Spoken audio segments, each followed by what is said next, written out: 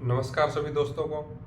तो काफ़ी समय के बाद आज हम दोबारा से आए हैं। इंडियन पार्टनरशिप एक्ट हमारा चल रहा था, जिसके अंदर हमने थर्ड चैप्टर तक स्टडी कर लिया था। आज हम चैप्टर नंबर 4 को स्टडी करेंगे। कुछ एक प्रॉब्लम्स की वजह से हम बीच में लेक्चर नहीं बना पाए थे।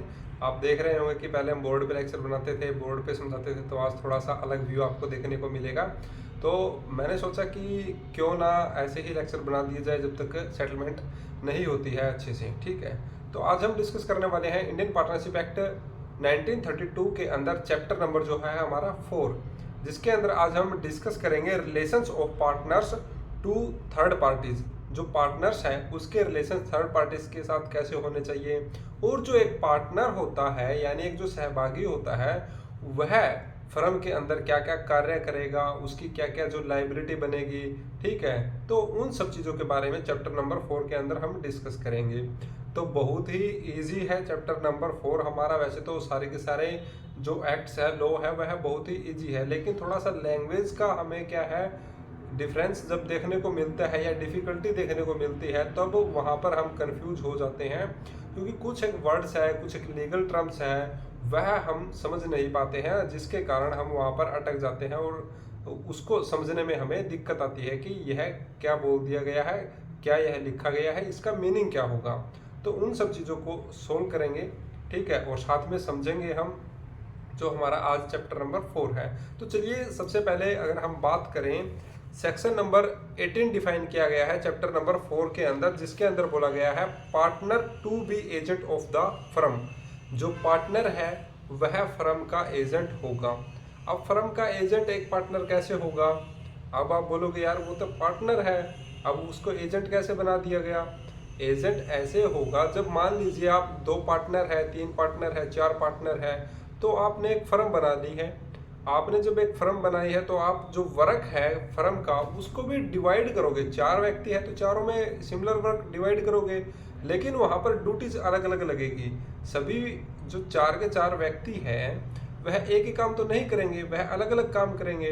तो उसी तरीके से जैसे किसी पार्टनर को एज ए एजेंट अपॉइंट कर दिया गया कि आप क्या करोगे, कोई भी अगर कस्टमर आता है फर्म के अंदर या फिर जो फर्म का कस्टमर है उसको आप हैंडल करोगे, उसके साथ आप बातचीत करोगे, उसको क्या चाहिए, ठीक है, या फिर जो सर्विस है हमारी उसके बारे में उससे डिस्कस करोगे और सर्विस के बारे में बताओगे। तो वहाँ पर एज ए एजेंट जो पार्टनर है वह वर्क कर सकता है।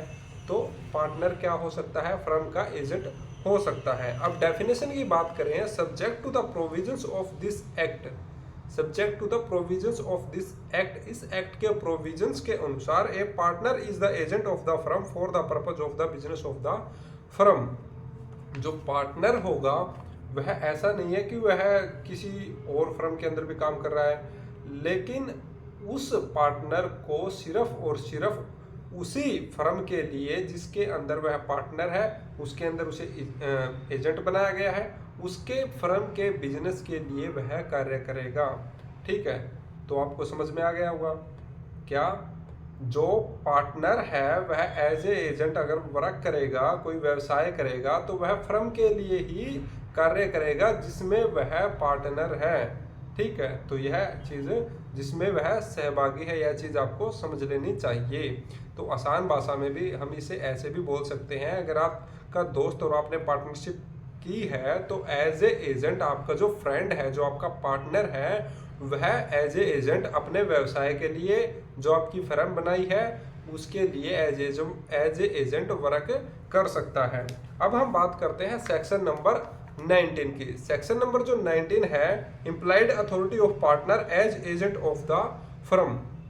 अब हमने 18 में स्टडी किया कि जो पार्टनर है वह एजेंट हो सकता है, लेकिन अगर जो पार्टनर है बनाया गया है फर्म के लिए, जो पार्टनर है फर्म का, ठीक है, उसको एजेंट बनाया गया है फर्म का बिजनेस व्यवसाय को आगे बढ़ाने के लिए, किसी से सर्विस के बारे में डिस्कस करने के लिए या फिर अन्य चीज़ करने के लिए, कोई भी कार्य करने के लिए, तो जो वह पार्टनर होगा उसकी इम्प्लाइड अथॉरिटी क्या है? डिसाइड की गई है और वह डिफाइन कर दी गई सेक्शन 19 के अंदर कि यह अथॉरिटी है, वह जो इम्प्लाइड अथॉरिटी है वह एक एजेंट की यह होगी और वह इन कार्यों के अलावा ये कार्य नहीं कर सकता है। या फिर हम यह बोल सकते हैं कि कुछ एक कार्य है वह या फिर टर्म्स एंड कंडीशंस लगा दी गई है एक एजेंट के ऊपर या एक पार्टनर के ऊपर जो एज ए एजेंट वर्क कर रहा है कि आप यह कार्य नहीं करोगे।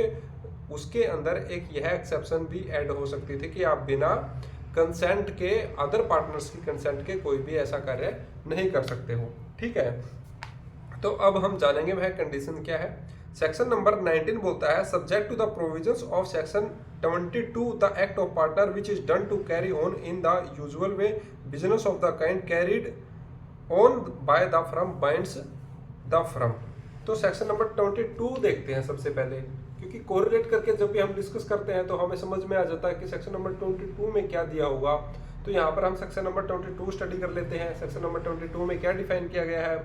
Mode of doing act to bind firm, mode of doing act to bind firm, यानी ऐसे मोड, कोई ऐसा कार्य करना, कोई ऐसा एक्ट करना जो फ्रॉम को बांधते हो। In order to bind a firm an act or instrument done or executed by a partner or other person on behalf of the firm shall be done or executed in the firm name or in any other manner expressing or implying an intention to bind the firm। अगर कोई भी ऐसा कार्य है जो firm को बाध्य रखने के लिए किया गया है किसी भी पार्टनर के द्वारा, ठीक है, ताकि जो फर्म है वह टूटे ना।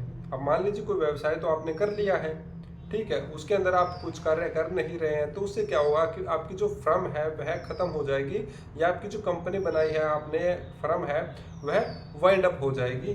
तब उस चीज़ के अंदर आप क्या कर सकते हो, आप कोई ऐसा एक्ट करते हो कि अगर फर्म ऐसे कगार पे है जहाँ से बंद होने वाली है, लेकिन आप ऐसे अपना कोई एक्ट करते हो उसको बचाने के लिए, तो आप वैसा एक्ट कर सकते हो। लेकिन सेक्शन नंबर जो 19 के अंदर कुछ एक इम्प्लाइड अथॉरिटी है उनको छोड़कर वहाँ पर आपको अदर पार्टनर से डिस्कशन करना होगा। यह टर्म्स एंड कंडीशंस वैसे सेक्शन नंबर 19 के अंदर नहीं दी गई है, लेकिन एज ए एक्सेप्शन यह डिसाइड हो सकता है कि जो फर्म है उसके उन सब जो पार्टनर्स हैं फर्म के अंदर, उन सबसे डिसाइड करके वो चीज़ें डिसाइड की जा सके। अब हम देखते हैं section number 19। The authority of a partner to bind the firm conferred by this section is called his implied authority। तो जो फर्म को बांधे रखती हैं इम्प्लाइड अथॉरिटी है एक पार्टनर की, जो एजेंट बनाया गया है उसकी, ठीक है। जो इसका 19 का क्लोज 2 दिया गया है उसके अंदर सब क्लोजेज दिए गए हैं, सब क्लोजेज दिए गए हैं ए से लेकर एच तक, ठीक है। क्लोज ए से लेकर एच तक दिए गए हैं, जिसके अंदर बोला गया है कि जो पार्टनर होगा एज ए एजेंट वर्क कर रहा होगा वह एम्पावर नहीं होगा, यानी उसके पास वह शक्ति नहीं होगी जो ये कार्य कर सके। और वो कार्य कौन से हैं? सबसे पहली बात है ए है जो हमारा submit a dispute relating to the business of the firm to arbitration. कोई भी डिस्प्यूट अगर अराइज होता है relating to the business of the firm, ठीक है, फर्म से रिलेटेड बिजनेस के अंदर कोई भी डिस्प्यूट अगर क्रिएट हो जाता है तो जो इम्प्लाइड अथॉरिटी एक पार्टनर के पास है तो वह क्या करेगा? आर्बिट्रेशन में नहीं जाएगा, ठीक है। यह चीज हो गई। Second, open a banking account on behalf of the firm in his own name. यह चीजें वो चीजें हैं जो एक पार्टनर को नहीं करनी है, ठीक है। यहाँ पर लिखा हुआ है, हमने डिस्कस किया था, implied authority of partner as agent of the firm. एक पार्टनर की इम्प्लाइड अथॉरिटी क्या है? एक फर्म के अंदर एज ए एजेंट अगर वह वर्क करता है। और इसके अंदर क्लोज 2 के अंदर बोला गया था, in absence of any usage और custom of trade to the contrary the implied authority of partner does not empower him to, उसे एम्पावर नहीं करती है। सेकंड आता है b, open a banking account. वह कोई भी अपना बैंकिंग अकाउंट नहीं खोल सकता है ऑन बिहाफ ऑफ फर्म, की बिहाफ ऑफ फर्म के उसने क्या कर लिया? अपना एक बैंक अकाउंट खुलवा लिया। वहाँ पर क्या हो जाता है कि समटाइम्स इंटेंशन क्रिएट हो जाती है कि कोई गलत मंशा ना हो इस पार्टनर की, इसलिए वहाँ पर उसे रेस्ट्रिक्ट किया गया है कि आप अपना एक कोई भी बैंकिंग अकाउंट नहीं खुलवा सकते हो बिहाफ ऑफ फर्म। वैसे तो खुलवा सकते हो लेकिन फर्म के बिहाफ पर नहीं खुलवा सकते हो। क्लोज सी, कॉम्प्रोमाइज और रेलिन्क्यूस एनी क्लेम और portion of A claim by the firm. Compromise नहीं करेगा फर्म के बिहाफ पर अगर मान लीजिए कोई मैटर है, डिस्प्यूट चल रहा है, आप देखते हैं कि जो फर्म है उसके अंदर पार्टनर्स होते हैं, ठीक है, जो क्लाइंट्स है उनके साथ जो फर्म है उसके रिलेशंस है, वहां पर अगर उनके बीच में कोई डिस्प्यूट अराइज हो गया है और एक जो पार्टनर है उसको एज ए एजेंट या फिर अथॉरिटी दे दी गई है कि आप इसको हैंडल करेंगे, तो वहां पर उसको रोका गया है कि आप कॉम्प्रोमाइज नहीं करोगे या फिर कोई भी हिस्सा है जो क्लेम का वह नहीं छोड़ोगे या पूरा का पूरा हिस्सा है वह नहीं छोड़ोगे, यानी माफ नहीं कर सकते हो आप, उसके पास यह पावर नहीं है। क्लोज डी दिया गया है, विड्रॉ ए सूट और proceeding filed on behalf of the firm. कोई भी सूट है, अब सिविल सूट ही फाइल होगा।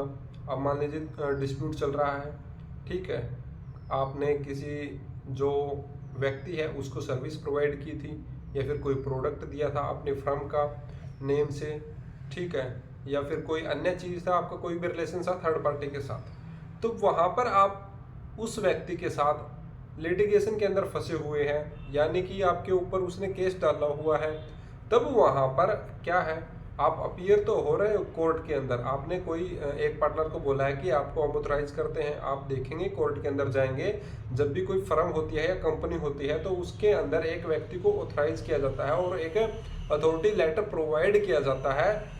उससे ऊपर जो व्यक्ति होता है, ठीक है, या तो मैनेजिंग डायरेक्टर होता है, एमडी होता है, तो उसके द्वारा कोई भी जैसे एक व्यक्ति को अथॉरिटी लेटर प्रोवाइड करके उसे ऑथराइज्ड पर्सन बना दिया जाता है कि मेरे बिहाफ पर आप जाकर कोर्ट के अंदर अपीयर होंगे। तो ऐसे ही एक एजेंट का वर्क होता है और वहां पर वह एजेंट क्या नहीं कर सकता है, केस को विड्रॉ नहीं कर सकता है, उसके पास यह पावर नहीं है। क्यों नहीं कर सकता है? अब बोलेंगे वह तो पार्टनर है, वह तो कर सकता है, उसका रीजन क्या है, वह क्यों नहीं केस को विड्रॉ कर सकता है? उसका रीजन यह है क्योंकि उसको हो सकता है जो पॉलिसी बनाई गई है फर्म की उसके अंदर बोला गया हो कि सबसे पहले आपको डिस्कस करना है सभी पार्टनर्स के साथ, ठीक है, आगे हम डिस्कस भी करेंगे, यह सेक्शन भी मिलेगा हमें, ठीक है, जिसके अंदर हम डिटेल में डिस्कस करेंगे कि कोई भी अगर एक्शन लेना है किसी भी व्यक्ति के खिलाफ या कोई एक्ट करना है तो उसके लिए जो सभी के सभी पार्टनर्स हैं उनकी क्या होनी चाहिए, सहमति होनी चाहिए। तो यहाँ पर जो कोई भी एजेंट है जो अपॉइंट किया गया है वह जो पार्टनर था उसको एज ए एजेंट अपॉइंट किया गया है, वह कोई भी केस है वह वापस नहीं ले सकता है, विड्रॉ नहीं कर सकता है। और जो प्रोसीडिंग है file on behalf of the firm, proceeding भी फाइल नहीं कर सकता है on behalf of the firm, ठीक है। अब आप बोलोगे कि प्रोसीडिंग क्यों नहीं फाइल कर सकता है, वह तो पार्टनर है। अरे भैया वहाँ पर सबकी क्या होनी चाहिए, सहमति होनी चाहिए, मैं बार बार यह बोल चुका हूँ। तो अब हम बात करेंगे close E, admit any liability in A suit और प्रोसीडिंग अगेंस्ट द फर्म। अब कोई लाइबिलिटी अराइज हो रही है, मान लीजिए किसी ने आपके ऊपर क्लेम ठोक दिया, ठीक है, आपकी फर्म के ऊपर केस कर दिया, तो आप कोर्ट में अपीयर होके वहाँ पर उसको एडमिट नहीं कर सकते, यह नहीं बोल सकते हो कि जो इसने हमारे ऊपर केस डाला है, ठीक है, यह जो इसने डिमांड रखी है केस के थ्रू हम इसको पूरी करने को तैयार है, तो वहाँ पर उसे क्या कर लेते हो, आप एडमिट कर लेते हो। और आपको करना क्या होता है, कंटेस्ट करना होता है, ठीक है, यानी आपको उस केस को लड़ना होता है, तो आप एडमिट नहीं कर सकते हो। यहाँ पर लड़ने के बारे में नहीं बताया गया है कि केस के अंदर आपको उस व्यक्ति के अगेंस्ट में कंटेस्ट करना है, ठीक है, तो मैं वैसे बता रहा हूँ जनरली क्या होता है, आपको कंटेस्ट करना होता है। अगर आप एडमिट कर लेते हो तो वह बात जो उसने आपके ऊपर केस डाला है वह आपके खिलाफ चली जाती है। तो ऐसा भी एक जो एजेंट है वह नहीं कर सकता है। Close F, acquire immovable property on behalf of the firm. अब कोई प्रॉपर्टी एक्वायर करनी है किसी भी पार्टनर को, ठीक है, अब पर्सनल प्रॉपर्टी है वह लेना चाहता है, तो वह अगर फर्म के नाम पर लेता है तो वह क्या माना जाएगा, यह माना जाएगा कि इलीगली इसने यह काम किया है, ऐसा वह नहीं किया कर सकता है, उसको रिस्ट्रिक्ट किया गया है, उसको रोका गया है। सेक्शन नंबर 19 क्लोज एफ के अंदर बोला गया है कि आप कोई भी इमूवेबल प्रॉपर्टी है वह फर्म के बिहाफ पर एक्वायर नहीं कर सकते हैं। अब हम बात करेंगे clause G, transfer immovable property belonging to the firm. और अब ट्रांसफर की बात आ जाती है, अब कोई प्रॉपर्टी है, ठीक है, अब मान लीजिए कोई लैंड पड़ी है, कोई फ्लैट्स है, फर्म के नाम पर है, आपने लिया था बिजनेस करने के लिए कि सेकंड ऑफिस हम वहाँ पर खोलेंगे, अब वह वेस्ट में पड़ा है, ठीक है, और आप उसमें पार्टनर है और आपके माइंड में आया अरे यार इसको तो मैं ट्रांसफर कर देता हूँ किसी के नाम पर, ठीक है, वहाँ से आप प्रॉफिट लेना चाहते हैं सिंगल, लेकिन आप पहली बात तो प्रॉफिट ले ही नहीं सकते हैं। वह हम आगे नेक्स्ट जो सेक्शन आएगा उसके अंदर डिस्कस करेंगे कि अगर आप ऐसा करते हैं तो क्या आपके अगेंस्ट में एक्शन लिया जाएगा। अब हम बात करते हैं फर्स्ट कि अगर आप ऐसे ट्रांसफर करते हैं प्रॉपर्टी तो वह इलीगल होगा और आपको रेस्ट्रिक्ट किया गया है सेक्शन नंबर 19 के अंदर। पहली बात तो आप ऐसा कर ही नहीं सकते, इमूवेबल प्रॉपर्टी की बात यहाँ पर हो रही है। लेकिन अगर हम बात करें मूवेबल प्रॉपर्टी के, तो मूवेबल प्रॉपर्टी के अंदर भी वैसे अगर इसके अंदर ऐड कर दिया जाता तो और अच्छा होता। वहां पर उसको रेस्ट्रिक्ट किया जा सकता है कि with the discussion of the other partners you can transfer the property, कि आप अदर जो पार्टनर है उनके जैसे उनके साथ डिस्कशन करने के बाद, उनकी सहमति होने के बाद जो मूवेबल प्रॉपर्टी है उसको ट्रांसफर कर सकते हैं। अदरवाइज आप जो मूवेबल प्रॉपर्टी है उसको भी ट्रांसफर नहीं कर सकते हैं। तो यहाँ पर एक यह लाइन वैसे ऐड जो हो जाती तो अच्छा होता है, क्योंकि कुछ एक डिस्प्यूट्स हैं जो पार्टनर्स के बीच में अराइज होते हैं, तो इन सब चीज़ों के लेकर भी होते हैं कि आपने वह चीज़ें अपने रिश्तेदार को दे दी, वह प्रॉपर्टी आपने उसको दे दी, मैं आइए तो ये सामान जो था अपना वह तो फर्म का था, आप क्या कर रहे हो, ट्रांसफर कर रहे हो अदर व्यक्तियों को, ठीक है। अब बात करते हैं हम क्लोज एच की, enter into partnership on behalf of the firm. अब आप किसी पार्टनरशिप के अंदर एंटर होना चाहते हो तो आप फर्म के बिहाफ पर नहीं हो सकते हो, यहाँ पर डिनाई कर दिया गया है। अब आपको अपना व्यवसाय बढ़ाना है, आप चाहते हैं मैं और पैसा कमाऊं, तो आप फर्म के बिहाफ पर किसी अन्य फर्म के साथ पार्टनरशिप में आना चाहते हो तो आप ऐसा नहीं कर सकते हो। अगर आप ऐसा करते हो तो आपके अगेंस्ट में एक्शन लिया जाएगा और यहाँ पर जो हमारा सेक्शन नंबर 19 है वह अप्लाई होगा, क्लोज एच है, ठीक है। अब कुछ एक चीज़ें हैं, कुछ केस लॉज हैं जो सेक्शन नंबर 19 से रिलेट करते हैं। जैसे इसके अंदर एक केस दिया गया है, जिसका नाम है Chainraj Ramchand, registered partnership firm of bankers by partner Ramchand Lekhraj. यहाँ पर बाय कर दिया गया, यानी इसके द्वारा यह अथोराइज पर्सन था पार्टनर रामचंद लेखराज वर्सेस नारायण स्वामी, ठीक है। ऑल इंडिया रिपोर्ट 1982 326 इसका नंबर है। इसके अंदर क्या था, a partner can not compromise any claim by the firm unless there is express authority given by all the parties. तो इसके अंदर वही चीज आ गई जो हमने डिस्कस की है कि सभी की सभी जो अदर पार्टनर्स हैं उनकी सहमति से आप कॉम्प्रोमाइज कर सकते हैं, अदरवाइज आप कॉम्प्रोमाइज नहीं कर सकते। अगर ऐसा करते हैं तो आपके अगेंस्ट में भी एक्शन लिया जा सकता है, ठीक है। और जैसे वहाँ पर एक ऑब्जेक्शन लग जाता है कि आपने ऐसा कैसे कर दिया, और उस व्यक्ति को भी दिक्कत हो जाती है जो आपके साथ में कॉम्प्रोमाइज करता है, ठीक है। तो वहाँ पर बहुत सारी जो प्रॉब्लम्स है वह क्रिएट हो जाती है। तो फैक्ट्स एंड सर्कमस्टांसेस के बिहाफ पर हम डिस्कस करते हैं कि अब इसको रिजोल्व कैसे किया जा सकता है जो यह प्रॉब्लम क्रिएट हुई है, ठीक है। अब हम बात करते हैं section number 20, extension and restriction of partners employed authority. अब एक्सटेंड भी की जा सकती है और रेस्ट्रिक्ट भी किया जा सकता है जो पार्टनर है उसकी इम्प्लॉयड अथॉरिटी को। The partners in a firm में by contract between the partners extend और restrict the implied authority of any partners. 22 में यह बोल दिया गया कि अगर कोई पार्टनर है उसकी जो इम्प्लॉयड अथॉरिटीज हैं उनको रेस्ट्रिक्ट किया जाए कि उसको कम से कम किया जाए, या फिर हम बोले कि एक्सटेंड किया जाए, उनको जो उनकी अथॉरिटी है और बढ़ा दी जाए, या हम बोले कि उनको पावर और दे दी जाए ताकि वह और भी एक्शन ले सकें। Notwithstanding anything such restriction, any act done by a partner on behalf of the firm which falls within his implied authority binds the firm unless the person with whom he is dealing knows of the restriction or does not know or believe that partner to be a partner। तो यहाँ पर कुछ एक restriction कैसे लगाई गई है, notwithstanding any such restriction, any act done by a partner, अगर कोई भी एक्ट है वह पार्टनर के द्वारा किया जाता है on behalf of firm, firm के बिहाफ पर, the firm which falls with in his implied authority binds the firm.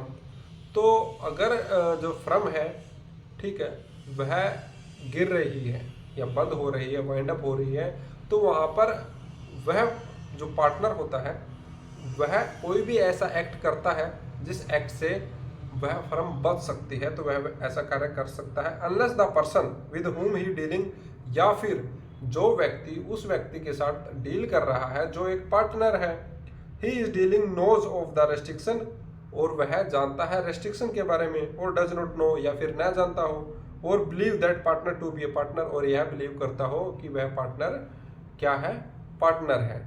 ठीक है, यानी फर्म का पार्टनर है। अगर आप मान लीजिए किसी व्यक्ति के साथ कोई डीलिंग कर रहे हैं, उस व्यक्ति को ज्ञान तो होना चाहिए कि आप उस फर्म के अंदर पार्टनर है, या फिर उसको ज्ञान नहीं है कि आप उस फर्म के पार्टनर नहीं है, और आप उस व्यक्ति के साथ अगर डील कर लेते हैं तो वहां पर क्या होता है कि फर्म बाइंड हो जाती है कि जो कार्य या फिर जो एक्ट उस पार्टनर ने किया है थर्ड पर्सन के साथ बिहाफ ऑफ फर्म, तो आपकी सभी पार्टनर्स की या फिर फर्म की यह लाइबिलिटी बनेगी कि आप उस कार्य को पूरा करें।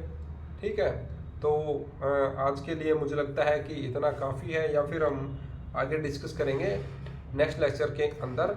तो आज के लिए इतना ही, मिलते हैं नेक्स्ट वीडियो के अंदर। और छोटी छोटी चीज़ें हैं जैसे मल्टीपल चॉइस क्वेश्चन है, खुद से बनाना आप सीखिए, थोड़ा सा आप दिमाग लगा के, या फिर थोड़ी सी वन लाइनर एक एक चीज़ लिखेंगे, या फिर थोड़ा थोड़ा आप निकालना सीखेंगे जब एक एक्ट से एक सेक्शन से, तो वहाँ पर आपके मल्टीपल चॉइस क्वेश्चन बन जाएंगे। जैसे अब फॉर एग्जांपल अगर मैं बात करूँ, partner to be agent of the firm, अब यहाँ पर हम बोल सकते हैं कि क्या पार्टनर एक एजेंट हो सकता है, उसमें क्वेश्चन के अंदर आंसर बन सकते हैं यस नो, ठीक है, कुछ भी हो सकता है। तो ये चीज़ें नोट करोगे ना आप, तो वैसे ही आपको पता चलती जाएगी कि आप एक एमसीक्यू इजीली निकाल सकते हो। आपको अलग से जो बुक आती है 800-1000 रुपए की, वह उठा के नहीं स्टडी करनी पड़ेगी, और उसके अंदर से इतने ज़्यादा एमसीक्यू भी नहीं निकलते हैं। वही बस जो रेगुलर एमसीक्यू चल रहे हैं उन्हीं को वो दोबारा से दोबारा आगे पीछे करके बुक के अंदर ट्रांसफर करके दे देते हैं, जिससे आप क्या करते हो, उनको तो रट्टा मार लेते हो, लेकिन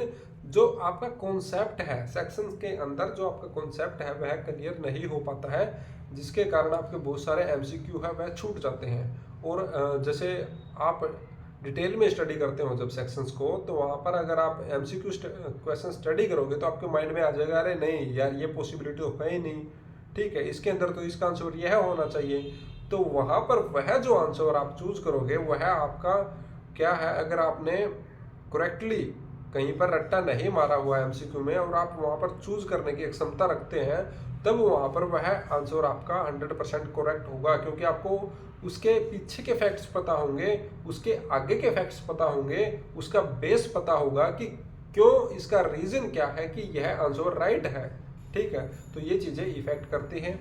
आप डिटेल में स्टडी कीजिए अगर आप कंपटीशन की तैयारी कर रहे हैं तो, और जिससे आप डिटेल में स्टडी करते हैं तो साथ ही साथ आपकी राइटिंग स्किल्स हैं, ठीक है, आप कोर्ट में जाएंगे तो आप प्रैक्टिस में आपको बहुत ज़्यादा काम आएगा डिटेल में स्टडी किया हुआ। तो ये सारी चीज़ें बहुत ही ज़्यादा इम्पोर्टेंट है। तो मैं आशा करता हूँ आप समझ गए होंगे हमारी बात को, अगर नहीं समझे हैं तो भी अच्छा है, नेक्स्ट टाइम समझ जाएंगे। तो मिलते हैं नेक्स्ट वीडियो के साथ, तब तक के लिए अपना ख्याल रखें, स्वस्थ रहें, सुखद रहें, धन्यवाद।